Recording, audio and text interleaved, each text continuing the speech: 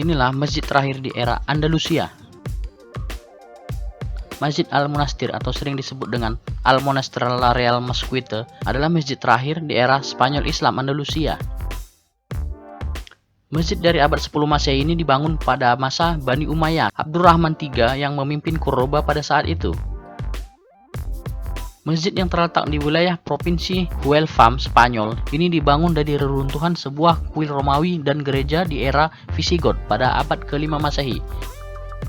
Pada masa kejayaan Islam di semenanjung Liberia, Spanyol, Islam membangun berbagai istana dan masjid indah di seluruh semenanjung itu. Kawasan semenanjung Liberia saat itu pun dipimpin oleh gubernur bernama Abdul Aziz bin Musa. Masjid ini pun pernah menjadi masjid terbesar pada masa Kesultanan Umayyah di provinsi ini pada abad ke-10 Masehi. Masjid ini telah teruji oleh waktu dan tetap bertahan sebelum akhirnya pasukan Kristen mengambil alih wilayah Andalusia pada abad ke-15 Masehi.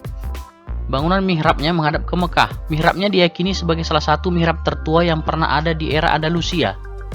Pada abad ke-15 di masa akhir Islam Spanyol, masjid ini sempat menjadi tempat perlindungan terakhir bagi umat Islam. Sebelum akhirnya Islam kalah dan mereka pun dibantai habis.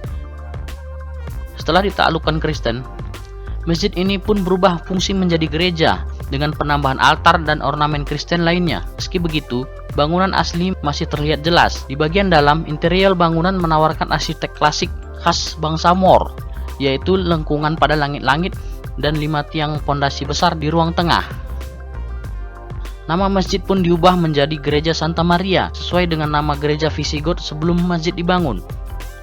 Pada tahun 1975, di bawah arahan arsitek Spanyol Alfonso Jiménez, memulihkan kembali arsitek awal hingga bentuk aslinya saat ini.